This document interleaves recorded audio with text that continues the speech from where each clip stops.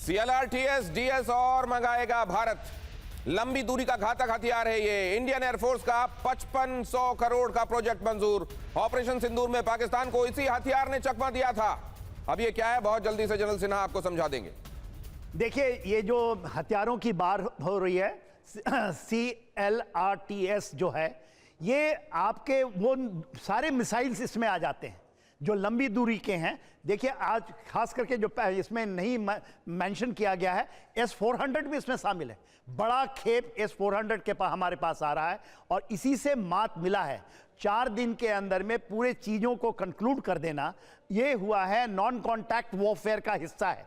जो आप दिखा रहे हैं, जो डीएस लंबी दूरी के जो घातक हथियार होते हैं, CLRTS और DS, ये जो चीजें हैं नॉन कॉन्टैक्ट वॉरफेयर का हिस्सा है, जो कि बूट्स ऑन ग्राउंड को दूर रखता है। मगर आप जमीन के ऊपर में कुछ चीजों को जब करना चाहते हैं तो you have to mix up everything, जो कि आप अभी देख रहे हैं ऑपरेशन त्रिशूल के अंदर में प्रैक्टिस किया जा रहा है, जिसमें कि एम्फीबियस लैंडिंग भी हम करेंगे। अब जरा देखिए FATF ने क्या कहा है पाकिस्तान के लिए। वो जो नाइटमेयर बड़े होते जा रहे हैं, उन्हीं में से एक ये भी है। FATF की निगरानी में फिर आया पाकिस्तान।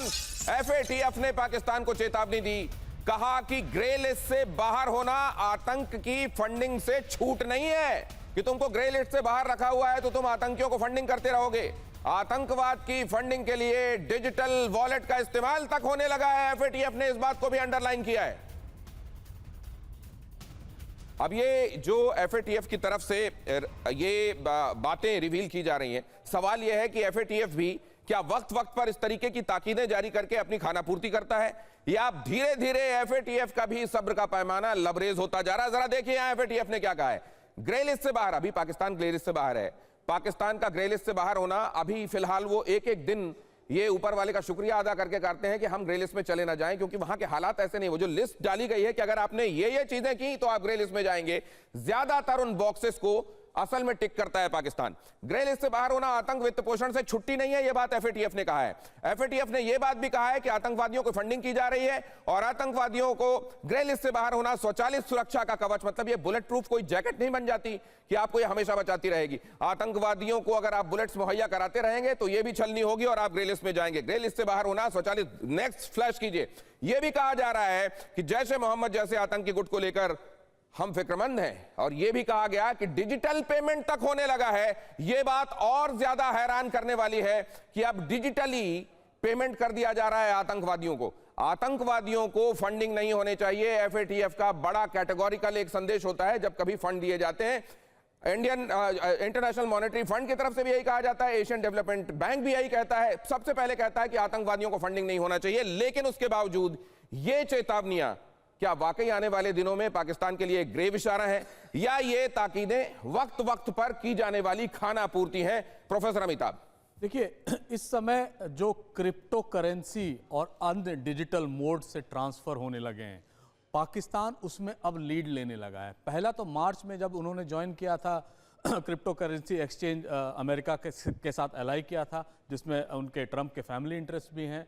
उसके बाद इस तरह के जो चीज़ें आ रही हैं ग्रे लिस्ट से बाहर निकलने का, और जो वार्निंग दे रहा है, वो ये भी दर्शाता है कि अब जो वित्तीय इनका पोषण होता था अब तक, वो एक नया एडवांस फॉर्म लेगा जो अनट्रेसेबल होगा। और पाकिस्तान ऐसा पहले भी करता आया था, हालांकि वो ग्रे लिस्ट में उसी कारण से गया था, लेकिन अब ये लेजिटिमाइज हो जाएगा। क्रिप्टो करेंसी जो एक तो लीगल मोड है जो हम सब जानते हैं, एक्सचेंज के थ्रू जाता है। दूसरा जो इलीगल मोड है क्रिप्टो करेंसी का, जिसमें पाकिस्तानी एलिट्स इन्वेस्ट कर रहे हैं और पाकिस्तानी डीप स्टेट भी इन्वॉल्व है, वो इस तरह के वित्त पोषण करेगा जिसकी FATF बात कर रहा है। और ग्रे लिस्ट से निकाला जाना भी पाकिस्तान को एक बहुत बड़ी गलती थी जो उस समय FATF ने किया था। अब वो शायद रियलाइज कर रहा है, इसीलिए उन पर विजिलेंस भी बढ़ा दिया है। लेकिन आने वाले दिनों में ये बता दूं कि पाकिस्तान फिर प्रोन होगा इस तरह के वित्तीय पोषण जो लेकिन फ्लड रिलीफ के नाम पर इन आतंकी तंजीमों को अभी अभी हाल में पैसा दिया गया और वो उससे अपने मरकज को दोबारा बनाने में लगे हुए हैं। क्या ये किसी दुनिया में किसी से छिपा हुआ है? ये एक लगता है कि खाना पूर्ति है, ये बीच बीच में ऐसा जमा खर्च कर दिया जाता है कि नहीं हम अपनी चीजों को दोहराते रहते हैं, इसको लेकर बहुत रिस्ट्रिक्शन डाल देंगे हम तुमको ग्रे लिस्ट में, लेकिन फिर क्या इसके लिए और ज्यादा सबूत चाहिए? इतने बड़े बड़े सबूत, जैसे कोई हाथी सामने खड़ा हो, वो आपको नजर नहीं आ रहे हैं? अगर करोगे तो हम कर देंगे वाली बात क्यों होती है? खैर, देखते हैं आने वाले दिनों में क्या होता है। लेकिन पाकिस्तान की फिर से बड़ी इंटरनेशनल वाली बेइज्जती हुई है। भारत ने यूनाइटेड नेशंस में पाकिस्तान को फिर लताड़ा है। पीओके में बंद करो जनता का दमन, भारत ने कहा। पीओके में मानवाधिकार का उल्लंघन किया जा रहा है। यह भी कहा गया है यूनाइटेड नेशंस में भारत की तरफ से कि जितने भी कब्जाए हुए इलाके हैं पाकिस्तान के, उन तमाम जगहों पर ये मानवता का अधिकार क्या होता है, ये एक एलियन शब्द है। वहां किसी को इससे कोई साबका नहीं है, कोई फर्क नहीं पड़ता कि मानवाधिकार क्या है। वो कब्जाए इलाके, अब आरजू काजमी जी, ये बहुत इसके बड़े गहरे मायने हैं। कब्जाए हुए इलाके, पाक ऑक्यूपाइड कश्मीर, क्योंकि हम इस तरीके से देखते हैं, बलूचिस्तान वाला इलाका, अफगानिस्तान तो कह ही रहा है कि हमारे इलाकों को तुमने कब्जा कर लिया है। उन जगहों पर मानवाधिकार किस चिड़िया का नाम है, इसको पाकिस्तान को इससे कोई मतलब नहीं है। आपका नजरिया? देखें, जहाँ तक कश्मीर की बात है तो कश्मीर तो आप लोग कहते हैं कि हमने कब्जा किया और हम कहते हैं कि आपकी साइड जो कश्मीर है वो आपने कब्जा किया। ये तो अभी तक कोई डिसाइड नहीं कर पाया है कि किसने कहाँ पे कब्जा किया है, और ना ही इसका कोई, इतने सालों में इसका कोई हल जो है वो हमें होता हुआ दिखाई दे रहा है। जहाँ तक बलूचिस्तान की बात है या फिर बाकी जो जगहें आप कह रहे हैं, तो डेफिनेटली वहाँ पर तो अभी वो पाकिस्तान का हिस्सा हैं और पाकिस्तान के साथ ही हैं, तो उनको तो कुछ नहीं कहा जा सकता। लेकिन ये ज़रूर है कि कश्मीर का कोई ना कोई हल निकलना चाहिए, और जब तक कश्मीर का कोई सोल्यूशन नहीं निकलेगा, वो भी उन लोगों की मर्जी से, जो कश्मीर के लोग हैं जिनकी वो ज़मीन है, तब तक ये क्लैशेस हमारे और आपके दरमियान चलते रहेंगे। ये कहीं ख़त्म होते हुए दिखाई नहीं दे रहे। लेकिन बहुत से लोग ये भी कहते हैं कि लोग इसको ख़त्म करना चाहते भी नहीं, इसलिए कि ये कश्मीर का जो एक बात की जाती है उसको लेकर कई लोगों के बिजनेसेस चल रहे हैं। और तो आप वहां के लोगों का जब हवाला दे रही हैं आरजू जी, ये बहुत महत्वपूर्ण बात आप कह रही हैं, वहां के लोगों का जब हवाला दे रही हैं, तो वहां से इस तरह की बातें जो अक्सर उठती रहती हैं कि हम तो हिंदुस्तान के साथ जाकर मिलेंगे, उन्हीं के साथ हमारा भविष्य सुरक्षित है, ये भी तो सुनाई दे रहा है। मैं आपके पास लौटूंगा आरजू काजमी जी, लेकिन उससे पहले जरा ये दिखा दूं कि एमनेस्टी इंटरनेशनल ने पाकिस्तान पर गंभीर आरोप लगाया है। पाकिस्तान में आतंकवाद विरोधी कानून का दुरुपयोग हो रहा है, बलोच कार्यकर्ताओं को अधिकारों से वंचित किया जा रहा है।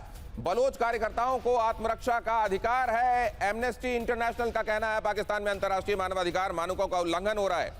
नेक्स्ट दिखाइए बहुत जल्दी से, क्योंकि वक्त समाप्त हो रहा है। मेरे पास कई एलिमेंट्स हैं जो अभी बाकी हैं। पाकिस्तान के हाथ से गया खैबर पख्तूनख्वा, टीटीपी ने पाकिस्तानी चौकियों को अपना बनाया, आने जाने वालों की चेकिंग कर रहा है टीटीपी। काली मुनीर को टीटीपी ने दिया था खुला चैलेंज और कहा था कि अगर मां का दूध पिया है तो इन जगहों को हमसे वापस लेकर दिखाओ। अगली खबर देखिए, पाकिस्तानी आर्मी पर बहुत बड़ा हमला, बलूचिस्तान के काची इलाके में विनाशक हमला, आईईडी हमले में तबाह पाकिस्तान का मिलिट्री व्हीकल, विस्फोट में लॉजिस्टिक्स तबाह, कई सैनिकों की मौत का दावा। यूनाइटेड बलोच आर्मी ने हमले का जारी किया वीडियो। हर आए दिन इस तरह के वीडियोस वहां से जारी होते हैं और ऐसा लगता है कि मुनीर अपनी फौज के कुछ लोगों को जिनको पनिश करना होता है, प्राणदंड देना होता है, उनको यहां बलूचिस्तान भेज देते हैं। ना तो रोड ओपनिंग पार्टी उनके साथ होती है, ना जरूरी साजो सामान, और बलोच कर देते हैं इस तरीके से उन पर अटैक भी। और फिर कहती हैं आरजू काजमी कि वो तो हमारा हिस्सा है। हमारे हिस्से बोले जाने के साथ ये जो विसंगतियां हैं ये भी बड़ी ग्लेरिंग है। और अगली खबर देखिए, बलूचिस्तान के अवारन में पाकिस्तान सेना पर हमला, बलूचिस्तान लिबरेशन आर्मी के लड़ाकों ने किया हमला। पाकिस्तानी सेना के काफिले पर बीएलए का हमला, हमले में पाकिस्तानी सेना के कई जवानों की मौत। और अगली खबर ये भी बड़ी महत्वपूर्ण, किस तरीके से आतंकिस्तान के लिए दहशत वाले दिन हैं। देखिए, बलूचिस्तान में पाकिस्तान कर्मचारियों का अपहरण, बीएलए के लड़ाकों ने 18 सरकारी कर्मचारियों का अपहरण किया। खुजदार जिला है, वहां कंस्ट्रक्शन साइट से कर्मचारियों का अपहरण किया गया। बलूचिस्तान में 5 दिन के अंदर यह दूसरी बड़ी घटना। सीपेक के विरोध में बीएलए की ये कार्रवाई, अमेरिका भी इसको देख रहा होगा प्रोफेसर अमिताभ? बिल्कुल, बहुत जल्दी से कमेंट कीजिएगा। बिल्कुल, ये जो इंसिडेंट्स हो रही हैं, सीपेक ये जानता है कि इसमें बलूचिस्तानियों का मतलब बीएलए जानता है कि बलूचिस्तानियों का सीपेक में कोई मुनाफा नहीं है, इसलिए वो जल्दी से जल्दी जितना भी उसमें अपना एसेट डाल सकें किसी भी तरह से, चाहे वो टेररिस्ट एक्टिविटीज हो या अपने इंटरेस्ट को, वो उससे निकालना चाहते हैं। क्योंकि उनका पता है कि ग्वादर पोर्ट तक तब ये बनेगा तो पूरी तरह चाइना और पाकिस्तान, उनको ये लगता है, उनको वहां के लोगों को ये लगता है कि हमारी जमीन के रिसोर्सेज को, हमारी जमीन को कभी चाइना के हाथों गिरवी रखा जाता है, कभी अमेरिका के हाथों। अब इस तरीके से अपनी ही जमीन का सौदा कौन करता है? फिर क्या वहां के हुक्मरानों को अपने देश के साथ प्यार करने वाला माना जाएगा? नहीं। तो फिर जो बलूचिस्तान कर रहा है वो ठीक कर रहा है। हाँ, अब देखिए जरा आतंकवाद के पालने पोसने वाले के सामने क्या चैलेंजेस हैं, उस तरफ ले जाऊं उससे पहले यह खबर देखिए। अफगानिस्तान पाकिस्तान टेंशन पर बड़ी खबर। पाक अफगान तनाव पर बातचीत का दूसरा दौर आज इस्तांबुल में। पाकिस्तान अफगान पर वार्ता। इस्तांबुल में आतंकवाद के मुद्दे पर भी होगी चर्चा। और पाकिस्तान की तरफ से कहा जा रहा है कि ये असल में वेरीफाइबल तरीके से होना चाहिए। पाकिस्तान इस समय खुद चाहता है कि डूरंड लाइन पर और बवाल ना हो, लेकिन साथ में अपनी शर्तें भी सामने रखने से बाज नहीं आ रहा है। ऐसे में सीज फायर का आगे क्या होगा वो तो आगे हम देखेंगे, लेकिन तुर्की में शांति वार्ता के बीच पाकिस्तान की हरकत। पाकिस्तान के रक्षा मंत्री ख्वाजा आसिफ की धमकी, अगर बातचीत सफल नहीं हुई तो जंग होगी। पीस टॉक कामयाब नहीं हुए तो पाकिस्तान अफगानिस्तान जंग तय, ख्वाजा आसिफ ने कहा। अब इनकी बातों को कितना सीरियसली आप लेंगे? एक तरफ तो ये खुद ही सफेद झंडा लेकर दौड़ते हैं अफगानिस्तान की तरफ कि नहीं आओ सीज फायर करें, और दूसरी तरफ कहते हैं हमारी शर्तें नहीं मानी तो फिर हम जंग के लिए आगे बढ़ेंगे।